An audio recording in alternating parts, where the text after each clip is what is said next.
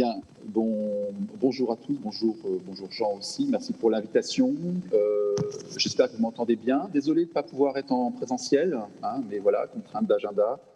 La présentation a déjà été faite sur moi-même, donc je ne vais pas en rajouter. Ce que je vais juste dire, c'est que je vais faire un lien entre le milieu du sport et la statistique, et donc je vais partager mon écran pour vous donner quelques éléments.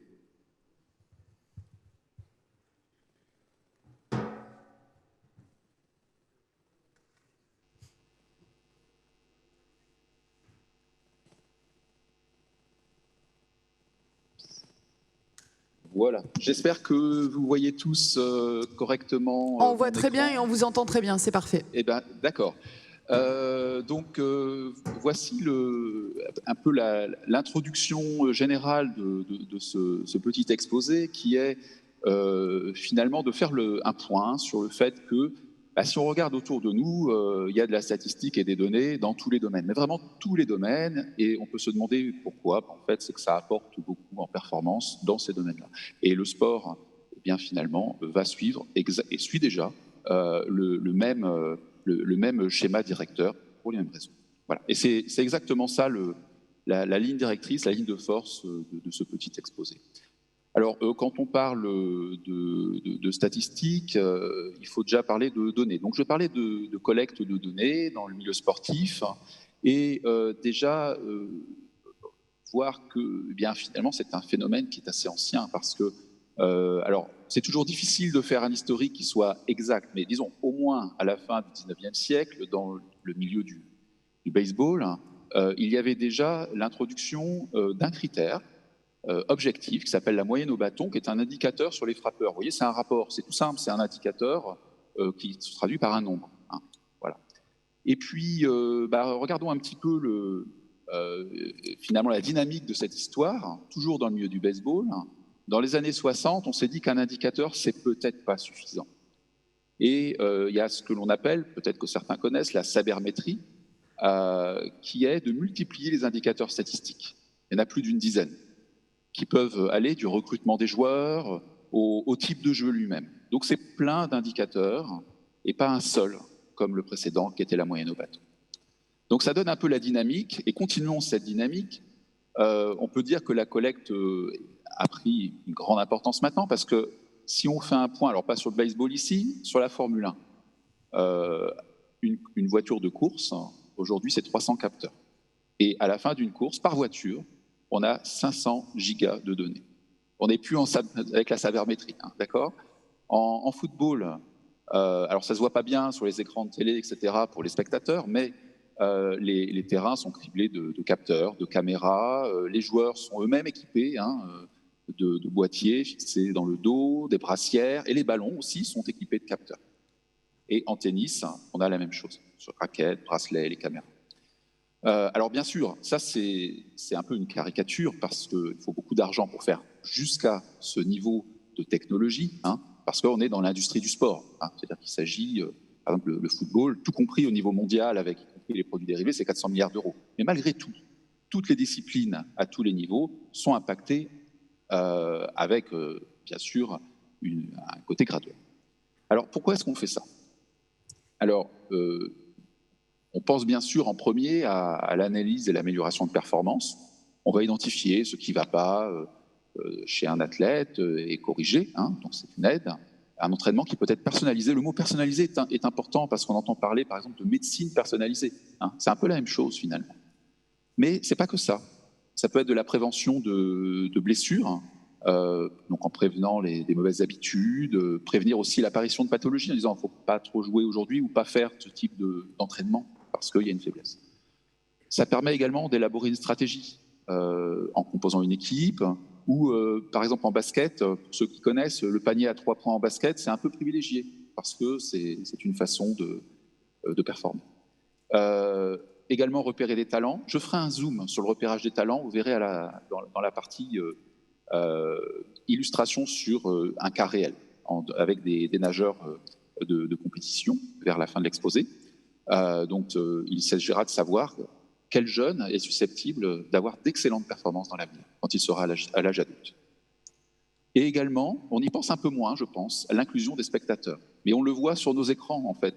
On a des statistiques sur la réussite d'un joueur, etc. Ça permet d'impliquer le joueur, le spectateur par rapport aux joueurs. Alors, quelles sont les questions qui se posent derrière ça? Vous voyez, je veux tout doucement vous amener vers des problématiques de recherche, finalement. La première question qui se pose, c'est l'acquisition des données. Ce n'est pas gratuit du tout. Vous avez vu avec la Formule 1, en fait, je crois qu'il y a 60, pour une écurie, c'est 60 ingénieurs, hein, dont une partie qui travaille sur les datas. Hein. Donc, il faut choisir les mesures, lesquelles va-t-on prendre, la technologie, le coût, tout ça. Et dès qu'on les a, c'est pas fini en fait. C'est même finalement que le début. Il faut aussi analyser ces données. Alors analyser, j'ai mis le mot comprendre, le mot prédire. Je reviendrai dessus puisque ça va être la deuxième partie de l'exposé. Également, il faut que tout ça soit utile pour le coach, le sportif et le spectateur. Donc à un moment donné, quelle que soit la complexité de l'analyse, il faut pouvoir revenir vers les principaux bénéficiaires de façon intelligible. Et une chose à laquelle on pense un peu moins, mais qui émerge de plus en plus, la confidentialité, déjà, tout simplement, on n'a pas envie de donner les petits secrets d'une équipe vis-à-vis de concurrents. Et puis, la vie privée du sportif, quand on l'équipe de plein de capteurs, on peut se poser aussi des questions. Donc, c'est des choses en émergence, il faut y penser, même si ça n'a peut-être pas trop, pour l'instant, imprégné le milieu du sport, mais ça, on voit que ça arrive déjà, par exemple, dans les réseaux sociaux, avec Facebook, etc. Ça arrivera dans le milieu du sport, clairement. Alors, le mot à retenir dedans, c'est qu'il y a de la recherche, et je vais vous faire quelques zooms dessus, mais multidisciplinaire. Parce que pour répondre à l'ensemble de ces défis, ce n'est pas une seule discipline. Alors, peut-être un petit zoom sur on va dire les acteurs qui sont impliqués par-ci, par-là. Ce n'est pas du tout exhaustif, c'est juste un petit zoom en recherche et en lien avec le sport. Alors, il y a le groupe Statistique et Sport de la Société française statistique, qui est une société savante, qui a créé un groupe spécialisé dans ce domaine-là, et qui a des adhérents qui sont aussi bien du milieu purement académique, en particulier des mathématiciens, des statisticiens, et aussi, par exemple, avec l'INSEE, dont vous avez déjà entendu parler, bien sûr, pendant ce congrès. Après, on peut aller un peu plus loin que ça, parce que c'est beaucoup plus général que les mathématiques. En particulier, regardons ce qui est en train de se préparer dans le milieu du numérique, parce que tout ça, ça tourne autour du numérique, en vue, par exemple, des Jeux Olympiques prochains à Paris. Donc, dans le cas de l'INRIA, mais il y a beaucoup d'autres organismes impliqués, j'ai listé ici, il y a 3 projets, et je veux juste zoomer sur la multidisciplinarité, voire l'interdiscipline. Le projet REVEA, dans l'athlétisme, entre autres, c'est de la réalité virtuelle. Donc, on voit que là, on va utiliser beaucoup d'informatique, entre autres. Perf Analytics, je crois que vous allez en entendre parler, c'est l'analyse de mouvements de sportifs. Donc, beaucoup de vidéos, beaucoup d'interactions homme-machine. Best Tennis, c'est, bien sûr, dans le domaine du tennis, mais c'est de la biomécanique. Donc, on voit qu'il s'agit de disciplines qui sont extrêmement différentes au niveau académique, qui sont impliquées. Voilà. Donc, ça, c'est la fin de mon petit panorama sur les domaines de recherche. Et moi, je vais me faire une focalisation sur l'analyse des données.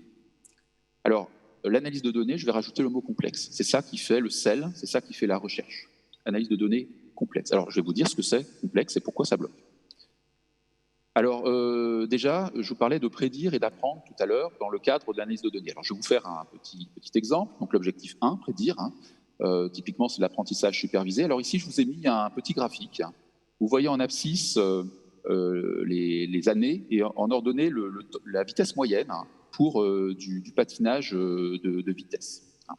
Et un des objectifs pourrait être de faire une prévision de la future vitesse maximale qui va, alors moyenne, parce que là il s'agit de vitesse moyenne, future vitesse moyenne à laquelle on pourrait prétendre dans les années futures. Ça pourrait être aussi, de point de vue plus individuel, pour un athlète, bien sûr. Voilà. Donc c'est assez classique, voilà, dans l'idée. L'objectif 2, qui est un petit peu moins classique, et on verra tout l'intérêt dans l'exemple avec les nageurs tout à l'heure, c'est comprendre. Alors typiquement, c'est l'apprentissage non supervisé. Et il s'agit de détecter des groupes de sportifs, typiquement. Pas seulement ça, c'est beaucoup plus générique, mais bon, ça donne un bon exemple. À gauche, là, vous avez deux variables et vous avez des points. Je ne sais pas si vous voyez bien, des petits points qui sont tous identiques. Du point de vue, il n'y a pas de symbole, à part le fait que ce soit des points. Et on va vous dire que c'est des performances en abscisse en ordonnée, deux types de performances pour tous ces sportifs-là. Et en fait, vous voyez qu'ils ne sont pas tous identiques, ces sportifs. Et à droite, vous avez une détection de 3 groupes de sportifs qui sont très différents, et peut-être qu'il ne faut pas leur donner les mêmes types d'entraînement. Voyez, et c'est ça, en fait. On commence à comprendre que, en regardant les mesures prises à gauche, que les sportifs sont différents, et comprendre en quoi ils sont différents, et ensuite leur proposer un accompagnement personnalisé. Vous verrez sur un exemple réel après. Alors, quelle est la difficulté derrière tout ça? Là, j'ai mis les objectifs qui sont génériques. La difficulté, c'est la complexité des données. Alors, pourquoi c'est complexe, ces données-là? Les données, elles sont hyper mélangées du point de vue des types. Vous avez bien sûr des données numériques absolument classiques, la taille, on va dire. Mais vous avez aussi des variables catégorielles. Est-ce que le footballeur est gaucher ou droitier? Ah, c'est pas numérique, ça. Ordinal, son ressenti, par exemple, en termes de fatigue. Une échelle de 1 à 5, ce ne sont pas des nombres, c'est ordinal. 1, il n'y a pas la même distance qu'avec 2, qu'avec 3. Ça n'a rien à voir, c'est juste un ordre. Donc c'est ordinal. Les angles, au niveau par exemple de la biomécanique, position du corps, courbe, le rythme cardiaque, et on verra avec les nageurs la progression dans le temps, ce que j'ai montré tout à l'heure avec le patinage. Des graphes. Vous pouvez tout à fait mesurer les passes d'un ballon au rugby, au football, entre les joueurs. C'est un graphe, c'est un réseau. C'est-à-dire qui passe à qui, à quel moment. Ce n'est pas des données habituelles, ce n'est pas des valeurs numériques. Les images, les vidéos, c'est assez classique. Et puis vous avez tout ce qui ne va pas à côté, c'est-à-dire les capteurs sont souvent en panne, c'est la vie. Les capteurs sont incertains, c'est la vie. Et quand vous mettez tout ça ensemble, vous obtenez une haute dimension. Et ça pose des problèmes de mathématiques. Et c'est les problèmes actuels en statistiques mathématiques ou en machine learning. C'est exactement, on est tombé dans l'univers de la recherche en statistique et en machine learning d'aujourd'hui, tout simplement. Alors, petite illustration avant de passer dans l'exemple phare, donc ils ne sont pas en sport, et en plus, après, exemple phare en sport, voici des caractéristiques de email. Donc je suis bien loin du sport, d'email. Alors ce que vous voyez là, vous avez des emails qui sont en ligne, et puis en ordonnée, vous avez présence-absence de telle ou telle caractéristique dans un email. C'est pour ça que c'est noir et blanc. Quand c'est présent, c'est noir. Quand c'est absent, c'est blanc. Voilà. Et ces emails, il y en a des milliers. Voilà. Et on se dit, bon, il n'y a pas trop de structure là-dedans. Alors regardez ce qui va se passer par un algorithme.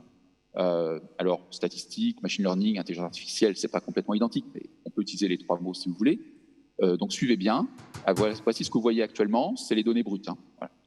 Et suivez bien l'évolution d'un algorithme qui travaille tout seul, d'accord? Il ne s'agit pas d'un travail humain au niveau des différentes phases, des différentes itérations. C'est exactement le même jeu de données qu'au départ, d'accord? Sauf on fait ressortir une structure, on l'a réorganisée de manière automatique. Mais ce que vous voyez était déjà présent dans le jeu de données. Voilà, donc vous voyez en ligne 3 catégories qui apparaissent. Et après, on peut faire l'analyse. Et on se rend compte qu'il y a 3 types de mails. Vous avez des mails qui sont, ce qu'on analyse finement, des mails personnels, des mails professionnels, et vous avez aussi beaucoup de spam. Voilà. Alors, autre exemple, alors celle-là, c'est des données binaires, oui, non. Autre exemple, dans le cas d'industriel, vous avez des courbes, et on va se rapprocher tout doucement de la dernière, disons, on va se rapprocher de l'exemple final qui est central du point de vue de l'illustration, parce que ce sera sur des nageurs, mais on parlera de courbes justement dans quelques minutes. Alors ça, ce sont des courbes, mais des courbes de pétrissage de pâtes de cookies industrielles. Voilà. Donc vous avez le temps qui passe en abscisse, et en ordonnée, vous avez la dureté de la pâte au moment où on fait le pétrissage. Et c'est très indicateur apparemment de la qualité du cookie final. D'accord? Donc là, c'est données brutes aussi. Alors regardez bien ces données-là. Et puis de nouveau, alors c'est pas du tout les mêmes données que tout à l'heure, d'accord? Mais je vais faire le même procédé. Alors suivez l'évolution.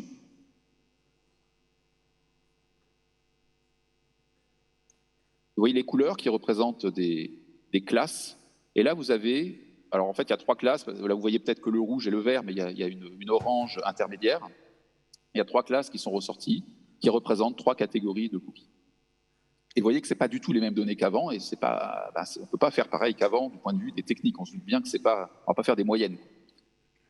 Alors, pour terminer, un exemple extrêmement proche du sport, je dirais au cœur du sport, c'est la détection de jeunes nageurs, de jeunes talents.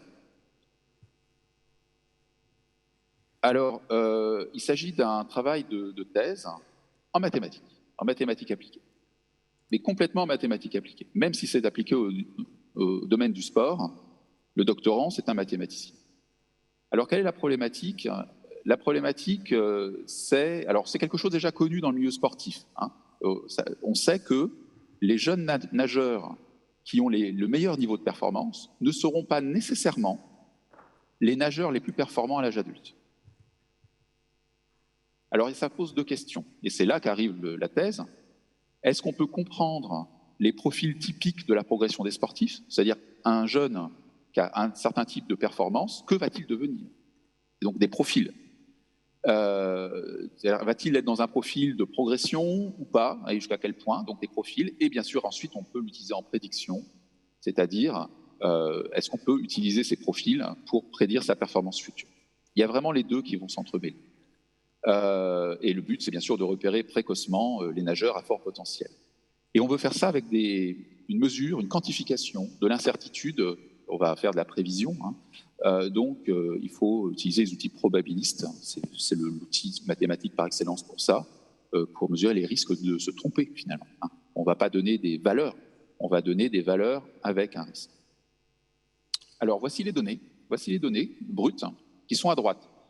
Vous avez ici 3 couleurs, je ne sais pas si vous voyez bien, 3 couleurs, il y a du bleu, du rouge et du noir, ça correspond à 3 nageurs, d'accord? 3 nageurs.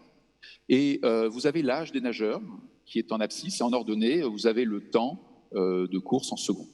Hein. C'est la nage libre homme en 50 mètres. Là. Et alors, ce qu'on remarque, c'est que pour ces 3 nageurs, eh bien, il y a une certaine complexité qui se dégage parce que ce sont des séries temporelles ou des courbes, d'accord, mais elles sont irrégulières. C'est-à-dire qu'il y a des nageurs qui ne font pas nécessairement les mêmes compétitions au même moment.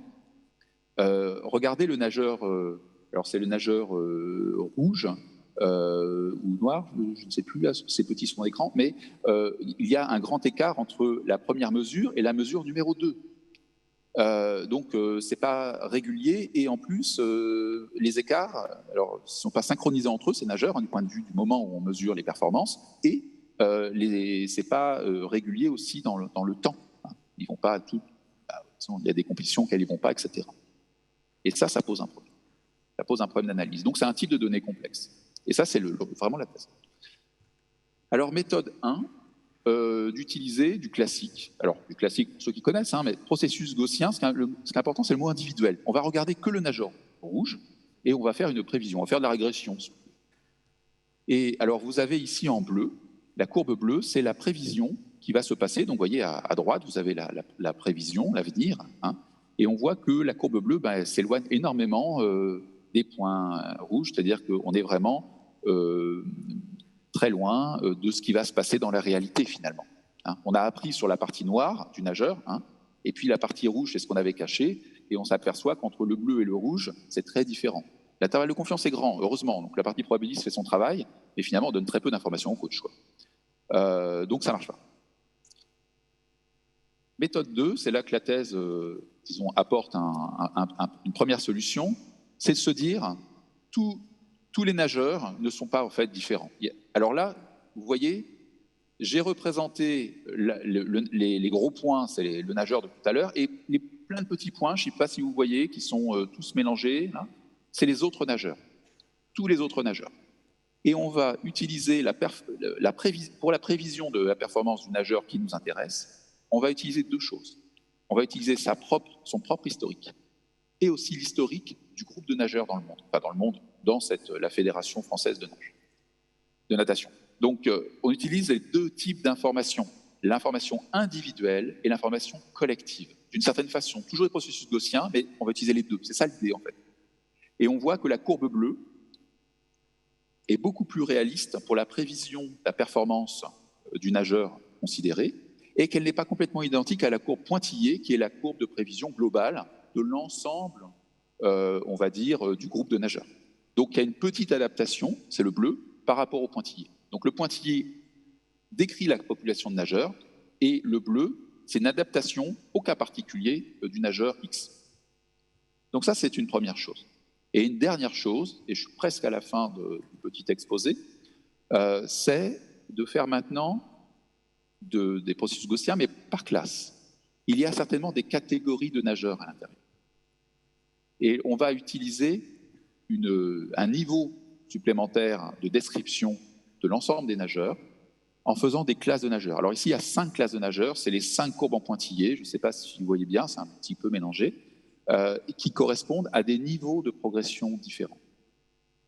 Et ces niveaux de progression différents indiquent des comportements différents des nageurs par groupe, et après on peut faire le côté individuel. Vous voyez déjà, ça permet de ne pas regarder les nageurs comme un tout, de ne pas regarder les nageurs de manière individuelle, de regarder les nageurs comme des sous-parties.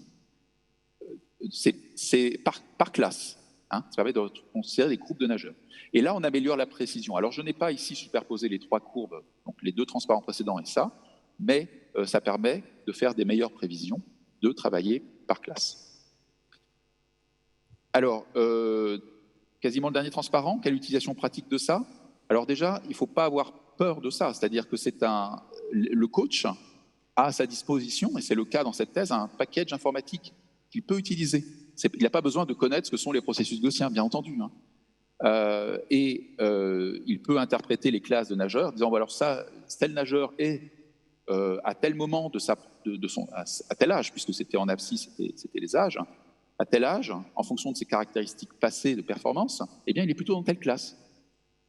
Il est plutôt dans telle classe d'évolution. Et il peut changer de classe, bien sûr, au fil du temps. Ça peut arriver. Donc, on peut avoir la prévision de la classe, pas seulement actuelle, mais future aussi, parce qu'on peut changer de classe. Et puis, on peut bien sûr s'en servir. C'est ce que j'avais mis dans les transparents d'avant, où on voyait les lignes, la prévision de la performance future, en s'appuyant sur les classes. Donc, on a prévision et compréhension en même temps. Et le coach a besoin des deux, en fait. C'est pas uniquement la prévision comme boîte noire. Donc, une petite conclusion, si je ne suis pas trop long. Donc, je pense que c'est assez facile d'admettre que le sport de haute performance s'appuie sur de nombreuses données. On voit bien ce qui se passe à l'INSEP actuellement, on voit bien ce qui se passe sur les terrains de foot, etc. On le voit même quand on est spectateur. Donc, c'est que c'est encore beaucoup plus exacerbé sur le terrain quand on est techniquement impliqué. Il y a des problématiques de recherche en statistique derrière, et qui rencontrent les problèmes de recherche, on va dire quasiment classiques. Il y a juste une petite adaptation au cas particulier du sport, mais en fait, c'est des problèmes de mathématiques que tout le monde a. Et ces partenariats interdisciplinaires sont mutuellement fructueux. Alors pourquoi? Parce que ça fait des problématiques de recherche un peu différentes pour les chercheurs, et en même temps, le sport en a besoin, parce que face à ces données-là, il faut y passer, quoi. Donc voilà ce que je voulais faire comme petite description de mon point de vue de chercheur en statistique. Voilà, merci. Je vous remercie. Merci.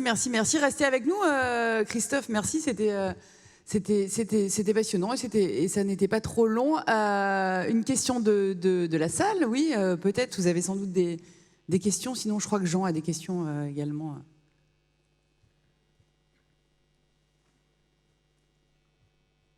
Il n'y a pas de questions, c'était beaucoup trop clair, Christophe, je crois. Je crois que le sujet, c'est déjà, c'est très mathématique, c'est très statistique, c'est professionnel, ce sont des experts. Et je pense que ces experts, comme l'a dit Christophe, peuvent se mettre à disposition, bien sûr, de tout le monde, et des coachs en particulier.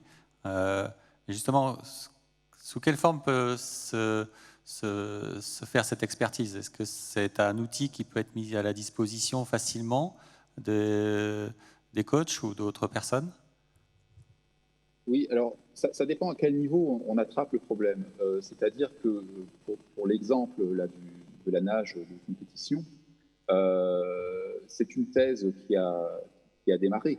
C'est-à-dire qu'il y avait un problème sportif à l'origine, et le monde du sport est allé voir le monde académique de la statistique. Et ça a conduit à une thèse. Donc ça, c'est une première réponse.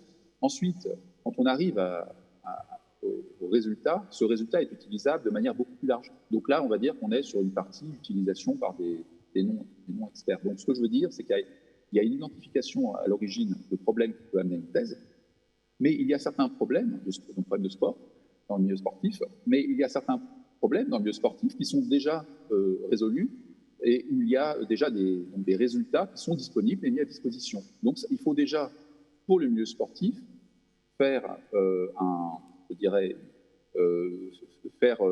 un petit tour d'horizon sur est-ce que la solution existe déjà ou est-ce que c'est un problème nouveau posé aux chercheurs. Merci beaucoup. Merci. Ah, on a une question dans la salle. Oui, on a une question pour vous. Et est-ce que vous n'avez pas peur d'une certaine forme de déterminisme dans le sport? On cherche quand même une part d'extraordinaire, une part de réalisation du sportif. Or, si on nous dit dès le début de notre carrière, tu seras le meilleur du monde, voilà, parce qu'on a un taux de risque qui est réduit et qu'on connaît ta courbe, qu'on a une taux de probabilité, on voyait sur vos graphiques. Enfin, en tant que chercheur, si vous n'avez pas peur de sur quoi vous travaillez? Alors, il y a une dimension, merci de la question, parce qu'il y a une dimension qui n'est pas du tout prise en compte, c'est la dimension humaine. C'est-à-dire, est-ce que psychologiquement, ça peut aider ou au contraire nuire à un nageur de savoir qu'il serait a priori par un outil qui est imparfait, parce que ce que j'ai présenté, c'est un outil imparfait, mais comme tout outil humain, je veux dire, c'est juste pour aider à mieux coacher, c'est rien d'autre.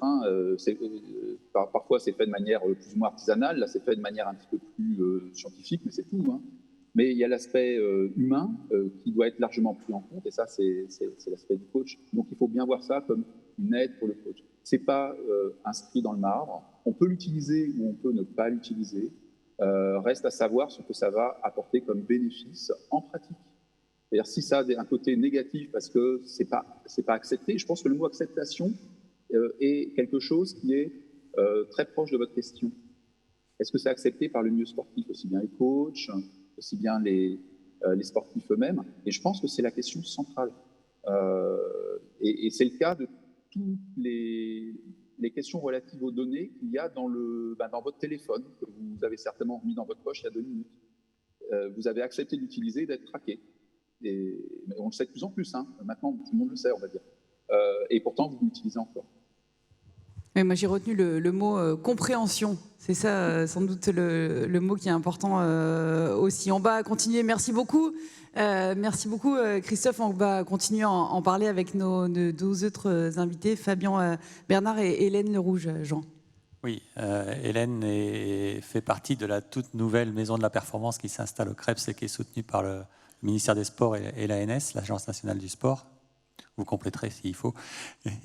Et Fabien donc, travaille au CREPS lui aussi, un centre régional pour l'expertise et la performance. Après, j'ai oublié un terme, je pense, dans cette... Dites-nous, Hélène, dites-nous la dénomination complète. Voilà. Donc moi, au niveau de la maison régionale de la haute performance, donc nous sommes basés au CREPS Hauts-de-France et nous avons pour mission vraiment d'accompagner l'ensemble des sportifs de la région Hauts-de-France, donc vraiment sur tout le territoire régional des sportifs. Donc au niveau de la maison régionale, nous avons 4 grandes missions. Donc je suis accompagnée de mes collègues conseillers qui sont présents aujourd'hui. Sur le suivi socio-professionnel des sportifs de haut niveau, donc pour les accompagner sur leur double projet, qu'ils soient sportifs, professionnels, mais également donc, les accompagner dans leur parcours de vie, leur insertion professionnelle. Nous avons également une mission qui concerne l'optimisation de la performance, donc sur laquelle je suis aujourd'hui missionnée, et également le suivi médical des sportifs de haut niveau. Également l'analyse de la performance de ces sportifs à travers l'accompagnement des structures, donc des pôles qui sont inscrits donc, au niveau du PPF du ministère, sur la région Hauts-de-France. Donc on accompagne vraiment ces structures et également sur l'accompagnement paralympique. Donc c'est une nouvelle mission au niveau de la maison régionale de la haute performance. On accompagne donc les sportifs de haut niveau en situation de handicap donc, physique, sensoriel et psychique. Concernant vraiment l'optimisation de la performance, il faut savoir que l'ANS a mis en place avec la direction des sports un programme et donc avec l'INSEP qui s'appelle donc le Sport Data Hub, dans lequel on retrouve différents outils, notamment Perf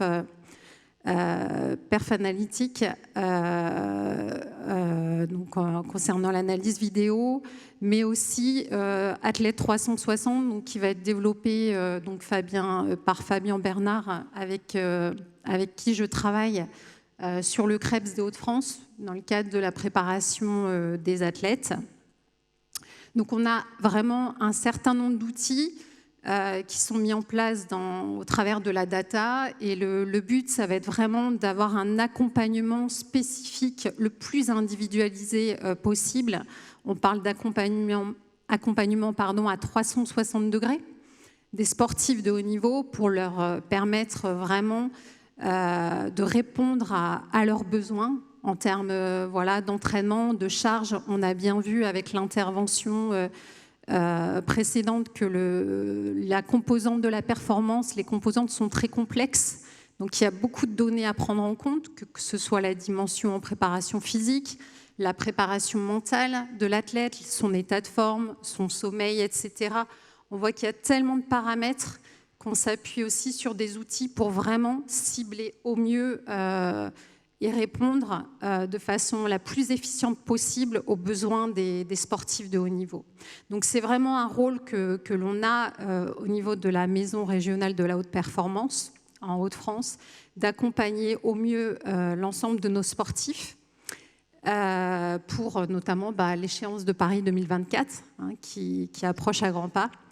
Et dans ce cadre-là, on s'appuie vraiment sur différents outils du Sport Data Hub, en lien bien sûr avec l'INSEP, l'agence, et puis avec aussi les moyens du CREPS de Wattignies.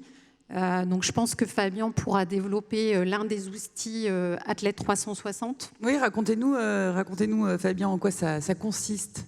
Bonjour à tous déjà. Alors du coup, je suis coordonnateur de la préparation physique et réathlétisation au CREPS de Wattignies. Je suis en charge d'à peu près 150 sportifs de haut niveau sur 9 structures de haut niveau, donc 7 disciplines sportives différentes. Pour venir justement sur l'intervention qui m'a précédé, et puis nos 2 sportifs de haut niveau, effectivement les outils numériques aujourd'hui font partie complète de l'entraînement du sportif de haut niveau, que ce soit l'encadrement, les entraîneurs, les coachs, etc. Nous sommes tous formés à l'analyse de la performance. Alors, analyse de la performance, je vais vous expliquer du coup ce qu'on a mis en place au niveau du CREPS de Wattignies. C'est une application de suivi du sportif, donc c'est un suivi longitudinal. Alors là, vous allez voir des données sur des formulaires de wellness, donc c'est ce qu'on a mis en place. Voilà. Donc vous avez 2 tableaux de bord, du coup on a un tableau... On vous le met en face aussi si vous voulez le regarder. Top. Du coup, on a un tableau de bord tous les matins, en fait, comme Esther, ce qu'elle indiquait tout à l'heure, notre athlète de haut niveau en escrime au CREPS. Elle remplit un formulaire, en fait, un formulaire qui est non invasif, en fait, moins d'1 minute à peu près la saisie. À savoir qu'au Japon, ils partent sur 30 à 45 minutes de saisie tous les matins. Donc, on va dire qu'on débute en France. On ne demande pas des choses trop compliquées aux sportifs. C'est surtout lié au sommeil, à l'état de forme, donc le stress, la motivation, des choses vraiment, on va dire, basiques. Il y en a qui dorment 14 heures par nuit, donc je le vois. Hein. Voilà, donc c'est ce que l'entraîneur voit tous les matins et ce que j'assure en veille scientifique en fait tous les jours pour l'ensemble des structures. Dès lors qu'on a un sportif qui n'est pas disponible, qui va pas bien, etc. Donc du coup, on a les informations. Et surtout, ça nous permet de mieux communiquer, que ce soit pour un retour de blessure ou juste l'entraînement du sportif. Ça permet de communiquer avec les kinés, ça permet de créer du lien avec les médecins. C'est une application qui est vraiment sécurisée par rapport aussi au secret médical. Donc c'est, on va dire, vraiment le point noir qu'on avait auparavant, c'était le lien avec le médical. Très compliqué pour avoir les données, les informations. Donc grâce à l'application, du coup, on a passé vraiment un cap. Donc là, vous voyez une évaluation de la charge d'entraînement. On essaye de quantifier au mieux la charge d'entraînement en fait, en fonction des pics de croissance de nos sportifs. À savoir qu'on a 150 sportifs de niveau, mais 80-90% sont des mineurs et on se retrouve avec 30% à peu près de sportifs qui ont leur pic de croissance pendant les années où ils vont être au Krebs de Wattignies. Donc on évalue les pics de croissance avec des équations assez simples en prenant la taille debout, assise, le poids de corps et le sexe du sportif et la date de naissance bien sûr. En fonction, j'arrive à déterminer justement si le sportif va avoir son pic de croissance dans 1 mois, 2 mois, 3 mois, etc. Et on sait qu'après un pic de croissance, on a à peu près 12 mois où le sportif va se retrouver très fragile. Donc on quantifie à ce moment-là au maximum la charge d'entraînement pour éviter de les briser. Pour moi, il n'y a pas vraiment de prédiction de performance pour revenir sur l'intervention du début. Je pense que justement, on a beaucoup de surprises et notre objectif, c'est d'emmener les sportifs de niveau qui sont performants en jeunes au plus haut niveau, mais aussi ceux qui le sont moins au plus haut niveau. Je pars vraiment pas sur des prédictions et on essaie de donner notre maximum pour nos sportifs. Et là, vous voyez du coup donc ça c'est le formulaire de wellness, mais on a aussi un formulaire de déclaration de blessure. Donc tous nos sportifs, à chaque fois qu'ils passent à l'unité médicale au sein de notre Krebs ou qui vont voir leur médecin en dehors, les week-ends, etc., ils doivent remplir aussi un formulaire. Donc bien sûr, ils sont accompagnés par les médecins référents, mais ça nous permet déjà de rendre le sportif plus autonome, de connaître les pathologies, etc. Donc, et puis, au vu de notre intervention, enfin des interventions qu'il y a eu ce matin, on voit que les sportifs sont de plus en plus investis dans leur carrière et connaissent les outils parfois aussi bien que les entraîneurs. Donc on avance vraiment beaucoup dans ce sens et voilà sur l'application Athlète 360 que je vous ai présenté de façon très synthétique parce qu'on pourrait en parler pendant très longtemps, il y a beaucoup de choses à dire et elle est en plein développement encore. Justement, on travaille avec des mathématiciens sur des algorithmes pour travailler sur la prédiction de blessures. Donc on va essayer de croiser la quantification de la charge d'entraînement avec le profilage moteur dynamique, donc les tests FMS par exemple, et le taux d'incidence de blessure. Donc pour 1000 heures d'entraînement, ce que je calcule, ce que j'essaye de faire chaque saison, c'est le taux d'incidence, en fait, savoir quelle structure est la plus impactée par les blessures. Et à N+1, N+2, N+3, ça nous permet de sortir des tendances et de savoir à quelle période de l'année les sportifs se sont le plus blessés, etc. Donc voilà ce que j'avais à dire sur l'application. C'est très intéressant et je pense qu'il y a des questions dans la salle, peut-être notamment sur cette application et peut-être sur d'autres utilisations au recueil de data.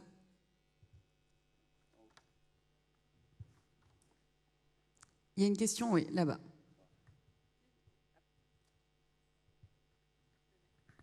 Merci. Sylvain Malacria, INRIA. Vous avez parlé d'un formulaire de saisie pour les sportifs qui soit non invasif, donc avec une saisie très courte, d'1 minute à peu près. Là où, si j'ai bien compris, dans d'autres pays, ça peut être beaucoup plus long. La question que je me posais, c'était est-ce que vous visez d'avoir des saisies un peu plus longues, un peu plus riches pour enrichir ce dashboard, ou vraiment vous vous imposez un plafond de temps de saisie parce que vous pensez qu'il n'y a pas de valeur ajoutée si les saisies sont plus longues? Ça, c'est une excellente question parce que justement, c'est l'une des premières que je me suis posée sur la durée du formulaire. Donc, lors de la conception du formulaire, le Grand INSEP nous propose cette application, mais après, on l'adapte en fonction de notre public. Donc, on a essentiellement des jeunes. Alors, on a des pongistes, par exemple, qui ont 10 ans, 11 ans. Donc, l'idée, c'est de les initier déjà à cette démarche. Donc, il fallait faire quelque chose de simple, rapide et peut-être qui correspondrait peut-être pas à de la haute performance, mais plus à du sport de haut niveau pour des jeunes qui veulent accéder à la haute performance. Donc, du coup, pour le Krebs, alors je vais parler uniquement pour le Krebs de Wattignies parce qu'on a vraiment des publics jeunes, on s'est restreint à un formulaire de moins d'1 minute pour vraiment avoir de la donnée et du data, parce que dans la réalité, c'était très compliqué de demander aux jeunes et aux plus jeunes de remplir, de s'auto-évaluer chaque jour, parce qu'on leur demande chaque jour, donc c'est vraiment un effort. Quand on a 10 ans, vous imaginez au quotidien, tous les matins, il faut remplir son formulaire. À chaque fin d'entraînement, il faut remplir son formulaire. À chaque fois que vous voyez le médecin, il faut remplir le formulaire. Donc on a essayé de faire des choses au plus simple pour les initiés. Et par contre, après, dès lors qu'ils rentreront sur l'INSEP ou qu'ils accéderont à un niveau supérieur, on va dire, l'objectif, c'est justement d'aller plus loin dans ce type de recueil de données, en fait. Et trouver aussi, je sais pas, je vous pose la question à tous les deux, aussi le bon équilibre entre continuer à dialoguer directement, aussi il y a toujours cette part d'humain et d'innovation qui est intéressante. J'imagine que vous vous questionnez là-dessus aussi. C'est bien simple de dire comment ça va via l'application, mais comment ça va en vrai, ça change tout aussi. En fait, il y a des choses où on avait des difficultés à avoir les informations, par exemple les cycles menstruels, c'est des choses en tant qu'entraîneur homme où on a du mal quand même à poser des questions aux jeunes athlètes. Donc du coup, c'est des choses où on a les informations, où on recueille ces données-là. Et donc du coup, certaines choses ne se disent plus, entre guillemets, parce qu'on a les informations, donc ça va beaucoup plus vite. Par contre, on conserve bien sûr le lien, on n'entraîne pas les gens en visioconférence ou autre, donc on reste toujours en contact avec eux. De la même façon qu'auparavant. Peut-être une dernière question dans la salle.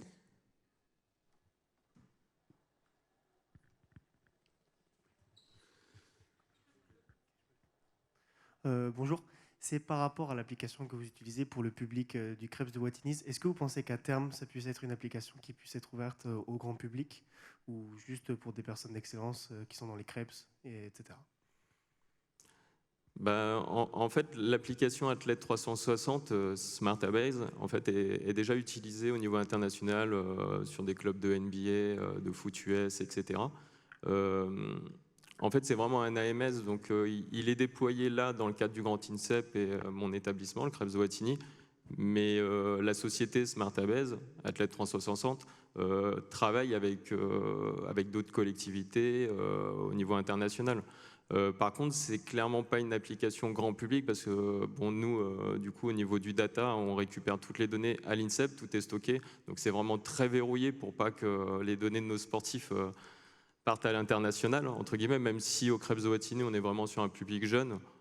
On a quand même moins de risques, mais il y a d'autres applications par contre qui existent, il y en a une multitude et qui sont accessibles au grand public et qui sont, on va dire, quasiment similaires. La seule différence, c'est que notre application, en fait, on peut la transformer, la modifier structure par structure et du coup, c'est plus simple, on n'a pas quelque chose qui est figé en fait. Merci pour vos questions, mais ils pourront vous retrouver aussi après la sortie de scène pour vous poser plus de questions. Merci, je crois qu'on peut les applaudir, c'était